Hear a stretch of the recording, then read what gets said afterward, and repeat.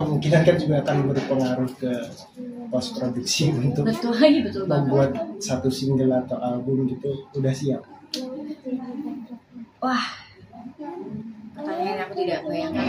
Eh, tapi memang iya sih Mas, maksudnya untuk hal itu, kebijakan itu memang kemarin baru banget aku bahas juga bersama dengan tim gitu, karena di tahun depan aku memang pengen melibatkan formasi musik juga dengan tambahan pemain brass. Jadi aku pengen lebih meriah dalam satu aksi panggung aku. Dan memang secara cost produksi memang lebih besar, dan memang ditambahnya dengan kebijakan-kebijakan baru dari pemerintah, sebenarnya itu jadi tantangan baru aja sih buat aku. Akan bagaimananya aku punya tim kreatif yang memang menggunakan kreativitasnya untuk benar-benar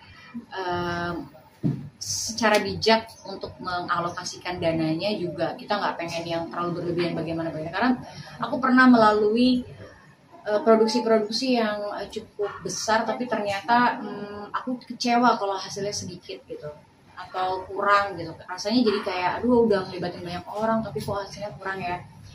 Nah ternyata mungkin harus dipikirkan secara strategi. Mungkin yang cost produksi yang mungkin aku perbanyak adalah dari tim sosial media sih. Karena mungkin dari situ akan ngebantu lebih banyak untuk kalau produksi yang di lapangan itu mungkin bisa di-adjust, tapi kalau untuk sosial media melibatkan netizen itu menurut aku tantangan dan kesulitannya lebih besar gitu. Jadi menurut aku nggak apa-apa mahal di situ, tapi yang lainnya bisa mengikuti. Itu kalau buat musisi nih, selain cost produksi yang memberatkan lagi itu apa sih? Karena belakangan kan juga protes-protes itu justru lebih banyak datang dari teman-teman musisi gitu. Bahkan yang mereka sebelumnya jarang membicarakan soal kebijakan pemerintah pun tiba-tiba ikut gitu. Iya. Menurut aku sebenarnya bukan hanya dari musisi ya, tapi memang dari semua lapisan masyarakat sekarang sudah jauh lebih vokal, sudah jauh lebih menyuarakan tentang aspirasi mereka, tentang bagaimana mereka melihat politik di Indonesia, bagaimana mereka melihat aturan-aturan kebijakan-kebijakan yang baru. Bahkan sekarang kalau secara musisi juga kita melihat tentang royalti, itu juga jadi sesuatu yang sangat penting.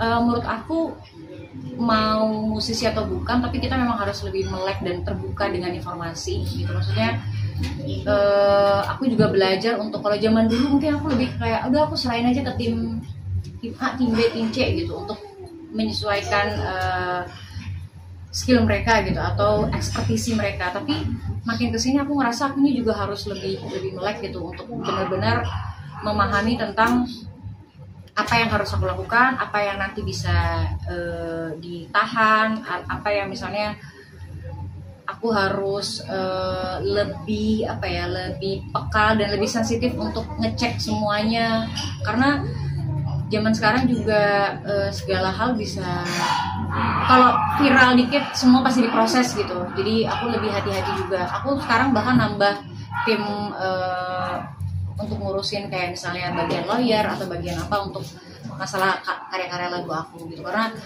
udah belasan tahun aku jadi penyanyi, ada beberapa hal yang aku belum menerima royalti. Seriusan nggak? Iya banyak banget.